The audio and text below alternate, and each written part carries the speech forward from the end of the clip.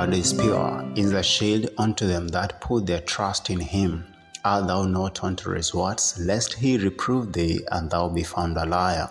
Proverbs 30:5-6. Today we want to look at Daniel chapter 7. Daniel chapter 7 describes 4 kingdoms in the figure of beasts who ruled the world from the time of Daniel the prophet to the second coming of Jesus Christ. The chapter opens with these words. In the first year of Belshazzar, king of Babylon, Daniel had a dream and visions of his head upon his bed. Then he wrote the dream and told the sum of the matters. Daniel 7 and verse 1. In verse 1, Daniel had a dream and visions of his head while on his bed. This is the same expression that was used in Daniel chapter 2 and verse 28 concerning King Nebuchadnezzar's dream and visions that came in the second year of his reign.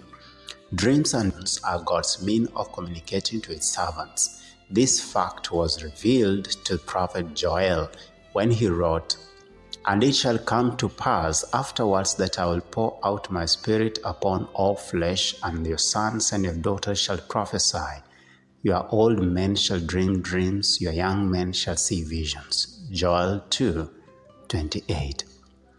Daniel spake and said, "I saw in my vision by night, and behold, 4 winds of heaven strove upon the great sea." Daniel 7:2. What are the winds? Winds represent strife, political commotion, and wars. When speaking of the winds, prophet Jeremiah wrote, "Thus says the Lord of hosts, behold, evil shall go forth from nation to nation, and a great whirlwind shall be raised up from the coast of the earth. And the slain of the Lord shall be at that day from one end of the earth even to the other end of the earth." Jeremiah 25:32-33. The prophet speaks of the controversy which the Lord is to have with all nations. The strife and commotions which produces all this destruction is called a great whirlwind. As the result of blowing of the winds, kingdoms arise and fall through political strife. Now I want you to understand that winds represent wars and strife. What is water?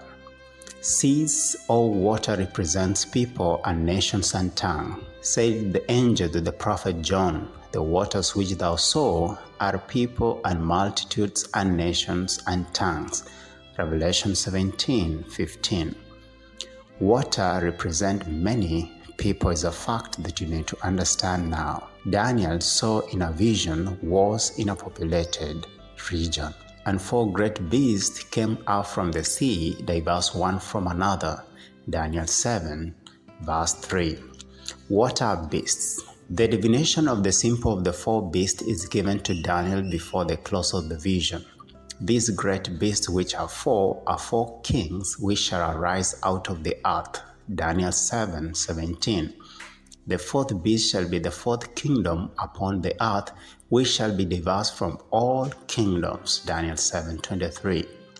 Now you must understand also that a beast represents a kingdom.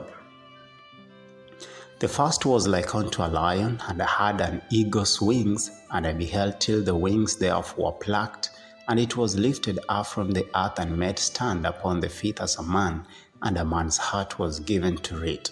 Daniel 7:4. What is a lion? The first is a lion with an eagle's wing. This fierce lion represents Babylon, just as the head of coal did in Daniel 2. Babylon ruled the world from 605 BC to 539 BC. God speaks through Jeremiah and says, "Israel is a scattered sheep. The lions have driven him away. First the king of Assyria hath devoured him, and last this Nebuchadnezzar, king of Babylon, hath broken his bonds." Jeremiah 50 and verse 17. From this verse, it is a fact then to learn that a lion represents the kingdom of Babylon. What does the wings represent? The symbolic use of the wings is impressively described in Habakkuk 1:6-8, where it is said that the Chaldeans should fly as the eagle that hastens to eat. From these symbols, we may easily deduce that Babylon was a kingdom of great strength and that under Nebuchadnezzar its conquests were extended with great rapidity. But there came a time when the wings were plucked. It no longer rushed upon its prey like an eagle.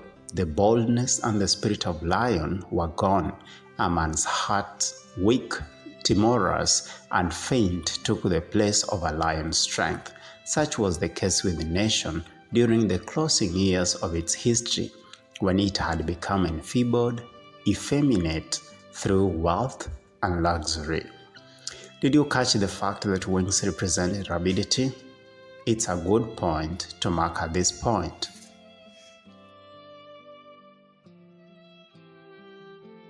And behold, another beast, a second like to a bear, and it raised up itself on one side, and it had 3 ribs in the mouth of it, between the teeth of it.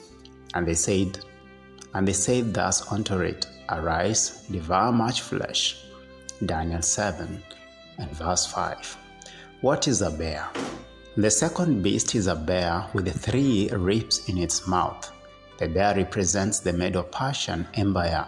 The 3 ribs are symbolic of the 3 kingdoms conquered by the Medo-Persian armies. Those kingdoms were Lydia, Babylon, and Egypt.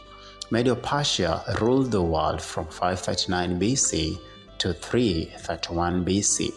Daniel saw the bear was raised up on one side, indicating one of the 2 kingdoms was stronger than the other, just as one arm is typically more dominant than the other. The Persian kingdom was stronger than the Medes. The bear is the Medo-Persian kingdom. After this I beheld, and lo, another like a leopard, which had upon the back of it 4 wings of a fall. The beast had also 4 heads, and dominion was given to it. Daniel 7, verse 6. What is a leopard? The third beast is a leopard having 4 wings and 4 heads. The leopard represents Greece, led by Alexander the Great. The wings represent the speed which the young Alexander conquered the world.